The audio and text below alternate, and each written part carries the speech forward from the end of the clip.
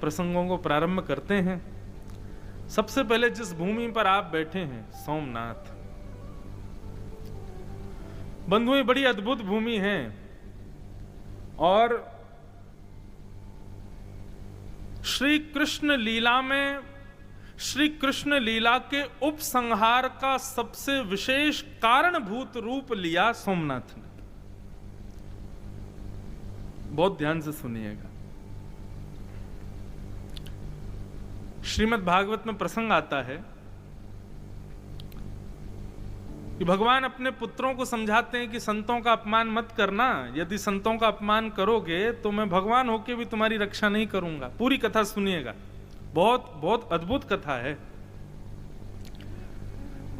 भगवान के पुत्र बोले, पिताजी तो ऐसे ही बोलते रहते हैं, संतों का अपमान मत करो, संतों का सम्मान करो, संतों को प्रणाम करो, संतों के सुंदर वाणी को सुनो। भगवान कृष्ण की बात पर विशेष ध्यान ना देकर के और भगवान के सांब आदि पुत्रों ने संतों का अपमान किया,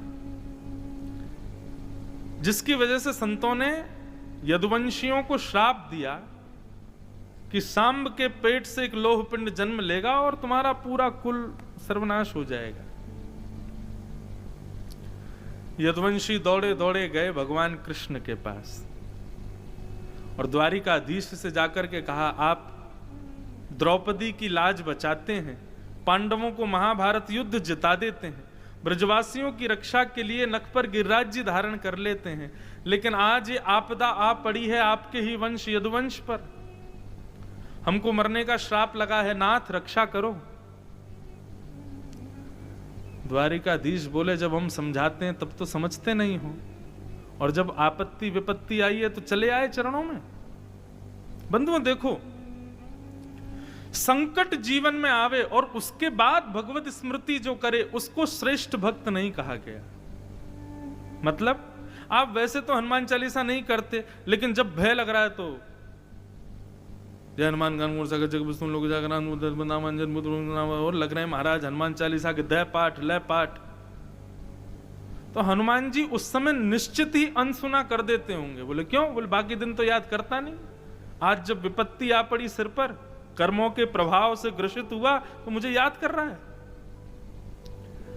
इसलिए हमारी भागवत जी में और सब, अच्छा एक बात और कह दें, बार बार ये भागवत जी के प्रसंग बीच में आवे तो स्वीकार करना भैया, हम भागवत के वक्ता हैं, भागवत जी हमारी प्राण है, वो तो आएंगी ही आएंगी। एक प्रकार से आप लोगों का भी सौभाग्य है, एक ही समय में एक वक्ता से दो दो कथाएं सुनोगे। श्रीमद् भागवत भी आएंगी, मानस जी भी आएंगी। तो एक प्रकार से सोमनाथ काशी मिलन महोत्सव तो है ही, बाकी ये द्वारिकेश और अवधेश का भी मिलन महोत्सव। तो हम सुन रहे हैं सोमनाथ महादेव, इनकी विशेषता, इस स्थान की कृपा क्या है। सब दौड़े दौड़े भगवान के पास गए, बोले कि यदुवंशियों को श्राप लगा है, नाथ रक्षा करो। तो भगवान ने थोड़ी देर तो विचार किया, थोड़ी देर सुनाई, तो सब यदुवंशी रोने लगे। बोले नाथ हम आपके वंशधर हैं। सब लोग विचार करते हैं कि भैया द्वारिकाधीश के वंशज हैं, इन पर किस प्रकार की कैसी आपत्ति विपत्ति। ठीक है, हम मानते हैं हम लोगों से अपराध हो गया, लेकिन नाथ आप स्वामी हो, हमारी रक्षा करो। तो द्वारिकाधीश बोले विचार करता हूं, रुको। थोड़ी देर विचार करने के बाद में भगवान बोले आ गया। बहुत सुंदर एक भाव समझ में आया है। यदुवंशी दौड़े दौड़े गए, बोले भगवान बताओ ना क्या करें, कैसे बचें श्राप से। तो द्वारिकाधीश बोले देखो, हमारे इस सौराष्ट्र की भूमि में एक शंकर जी का मंदिर है और उनका नाम है सोमेश्वर महादेव, श्री सोमनाथ। और सोमनाथ भगवान की कथा भगवान कृष्ण ने यदुवंशियों को सुनाई। यदुवंशी बोले कौन है सोमनाथ, इनका क्या प्रभाव है। बोले भैया दक्ष प्रजापति ने अपनी समस्त पुत्रियों का विवाह चंद्रमा के साथ में किया, लेकिन चंद्रमा सबसे ज्यादा प्रेम करता है रोहिणी नाम की पत्नी से, दक्ष की बेटी। बाकी की बेटियों को ज्यादा प्रेम नहीं करता, जिसकी वजह से बाकी की बेटियों ने जाके दक्ष से शिकायत कर दी। बोले चंद्रमा जो है रोहिणी को ज्यादा प्रेम करते हैं, हमसे नहीं करते। रोष में भर करके बिना सोच विचार किए दक्ष ने श्राप दे दिया, तुमको रूप का बहुत अभिमान है चंद्रमा, मैं तुमको श्राप देता हूं, तुम अपने रूप से विहीन हो जाओगे। चंद्रमा थोड़े घबराए, लेकिन फिर मुस्कुरा के बोले ससुर जी, आपने श्राप तो हमको दे दिया कि हम रूप से विहीन हो जाएं धीरे धीरे, लेकिन इससे विधवा तो आपकी बेटियां ही हो जाएंगी। दक्ष प्रजापति बोले ये तो मैंने सोचा ही नहीं,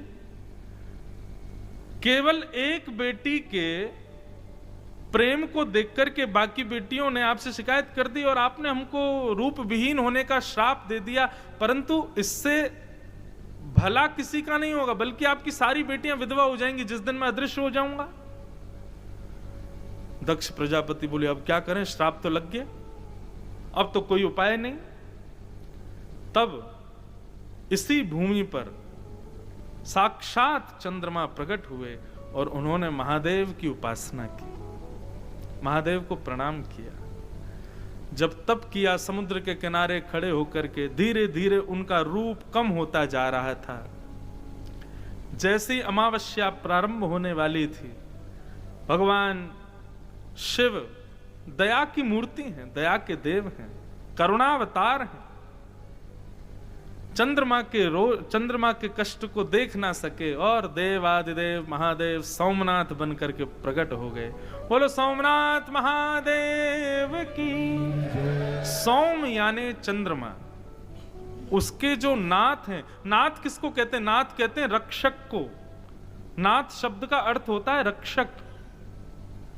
सोम यानी चंद्रमा के जो रक्षक हैं वो सोमनाथ।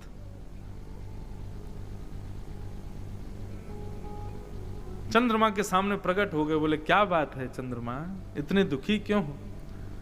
तब चंद्र ने चरणों में प्रणाम करके अपना भाव बताया। बोले मैं रूप विहीन होने के श्राप से शापित हूं महाराज, आप कृपा करो। महादेव ने कहा देखो भाई, श्राप को नकारा तो नहीं जा सकता, श्राप तो तुमको लगेगा, लेकिन तुम्हारी भक्ति से हम इतने प्रसन्न हैं, तुम्हारे भाव से इतने प्रसन्न हैं कि हम आशीष देते हैं कि 15 दिन आप अपने ससुर जी के शाप से शापित रहोगे, लेकिन उसके बाद 15 दिन के लिए हमारे आशीर्वाद से पुनः अपने रूप में प्रवृत्त हो जाओगे।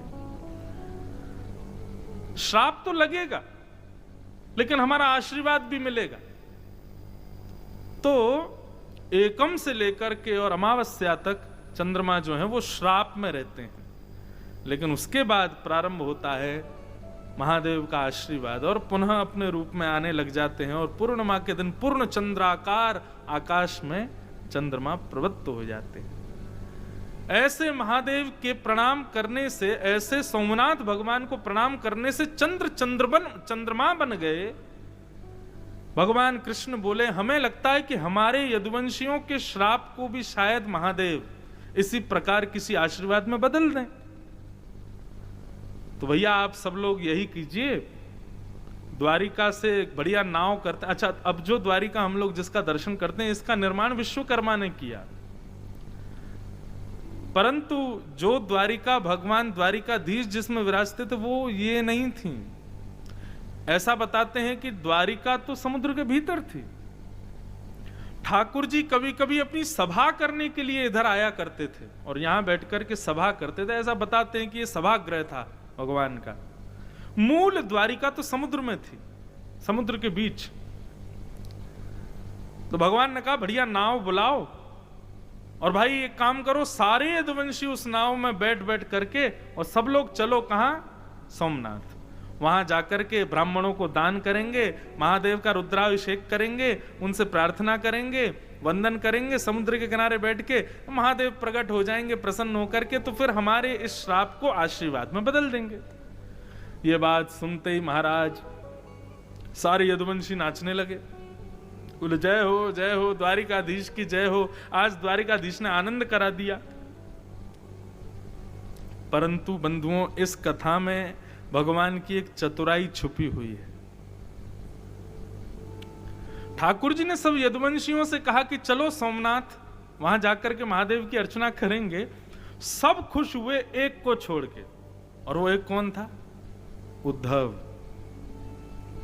भगवान का प्रिय सखा उद्धव। वो भी यदुवंशी है। एक कोने में दूर बैठा बैठा भगवान को तिरछी नजर से देख रहा था। तिरछी नजर से भी ऐसी नजर से देख रहा था मानो चोरी पकड़ ली गई हो तब कोई देखता है, उस प्रकार देख रहा था। भगवान को ऐसे तिरछे कटाक्षों से देख रहा था। तो भगवान ने जैसे उद्धव को देखा तो भगवान भी सकुचाने लगे, कहीं इसको पता तो नहीं चल गया हमारा पूरा प्लान, कहीं ऐसा नहीं हो चौपट करा दे। सब यदुवंशी तो नाचने लगे, अब हम श्राप विहीन हो जाएंगे, अब हमारा श्राप चला जाएगा, सोमनाथ महादेव कृपा करेंगे। सब नाचने गाने लगे, सब जाने लगे। भगवान ने उद्धव को कहा, उद्धव तुम ऐसे क्यों देख रहे हो हमको? उद्धव बोला, मैं ये देख रहा हूं कि आप चतुर नहीं हो, आप चतुर शिरोमणि हो। हाँ, मैंने बहुत चतुर देखे लेकिन आप जैसा चतुर नहीं देखा। भगवान बोले, ऐसी बात क्यों कर रहे हो? उद्धव पास आया और पास आकर के सामने बैठ गया। बोले, बता दूं आपकी चतुराई? भगवान बोले, बताओ। हमने कुछ किया ही नहीं। अरे अपने यदुवंशियों की रक्षा कर रहे हैं। बोले, रक्षा कर रहे हो आप? बोले, जी। तब उद्धव ने कहा, भगवान ये श्राप लगना, सूतक लगना, पातक लगना, पुण्य होना, पाप होना, ये सब जितने भी हमारे पाप पुण्य पातक सूतक श्राप आदि ये जो भी क्रियाएं हैं, ये उनको लगती हैं जो ब्रह्मा की बनाई पृथ्वी पर रहते हैं। और आपकी ये द्वारिका नगरी ब्रह्मा ने नहीं बनाई है। इसका मतलब द्वारिका में रहने वाले प्रत्येक यदुवंशियों को भले ही संतों ने श्राप दिया हो, लेकिन यहां पर यह ब्रह्मा की भूमि नहीं है, इसलिए सूतक पातक श्राप इनका प्रभाव होता ही नहीं है। आप जबरदस्ती सब यदुवंशियों को नाव में बैठा के वहां ले जा रहे हो सोमनाथ, वो ब्रह्मा की बनाई हुई भूमि है। ये जैसे ही नाव से उतरेंगे, नाव से उतरते ही सबको श्राप लग जाएगा। आप श्राप विहीन करवाने नहीं, श्राप लगवाने ले जा रहे हो वहां पे। भगवान ने तुरंत मुंह दबा दिया उद्धव का। बोले, चुप, किसी से कहना मत इस बात को। समझ में आई बात? यदुवंशी सोमनाथ आकर के महादेव से श्राप विहीन होने के लिए थोड़ी आए थे, बल्कि उनको श्राप लगा ही यहीं आकर के। क्यों? क्योंकि जिस नगरी में वो रहते हैं वो ब्रह्मा ने बनाई नहीं है, वहां श्राप लग ही नहीं सकता। भगवान जानबूझ करके महादेव की सहायता लेने आए, बोले कि आप ही लगवाओ। क्यों? क्योंकि ठाकुर जी जानते हैं यदुवंशी मेरे जाने के बाद में पृथ्वी पर भार बन जाएंगे, इनको शाप लगना अति अनिवार्य है। तब उद्धव का मुंह बंद किया। भगवान ने बोले कि तुझको कैसे पता मेरी सब बातें? उद्धव बोला, आपका सखा हूं, और सखा का मतलब मित्र नहीं होता, सखा का मतलब केवल फ्रेंड नहीं होता। सखा का मतलब सह खादती सह खेलती, संग खावे संग खेले, संगी सब क्रिया करे, वो सखा है। सब जानता हूं आपके मन की बात। और उद्धव ने कहा, मैं ये भी जानता हूं आप सबको लेके जाओगे, मुझको नहीं लेके जाओगे, आप मुझको यहीं छोड़ के जाओगे। भगवान ने कहा, मैं चाहता हूं कि मेरे बाद ये यदुवंशी सब श्राप से नष्ट हो जाएंगे, द्वारिका समुद्र में डूब जाएगी उद्धव, तब मेरी भक्ति की ध्वजा को लेकर के तुम पृथ्वी पर भ्रमण करना, इसलिए तुमको नहीं लेके जाऊंगा। और भगवान देखते ही देखते सब यदुवंशियों को लेकर के सोमनाथ आए, और जैसे ही नाव से उतर करके उन्होंने यहां अपने पैर रखे हैं, रखते ही ये ब्रह्मा की भूमि है, संतों का सबका श्राप लगता चला गया।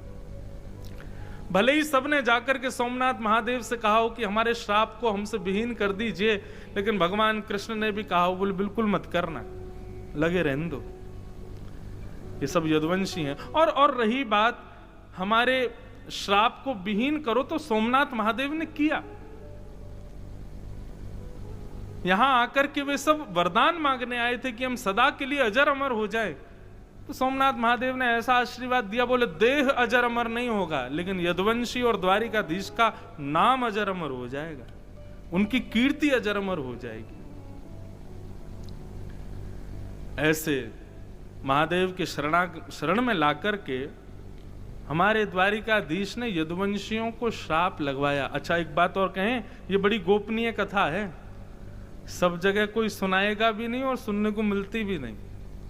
हमको भी किसी बहुत बड़े विद्वान ने बड़ी धीरे से सुनाई थी तो हमको मिल गई। तो आज सोमनाथ में आने का अवसर मिला तो हमने कही यहीं पर ये कथा का उद्घाटन किया जाए, इसको सुनाया जाए। तो ऐसे सोमनाथ हैं जो कि कृष्ण लीला के उपसंहार में सहायक बने।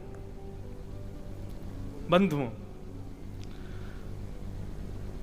दूसरी बात कहूं, हमसे जो भी अपराध बन जाते हैं भगवत सेवा में, भगवत प्रीति में, उन अपराधों से यदि विमुख होना है तो सोमनाथ जी का दर्शन जरूर करो।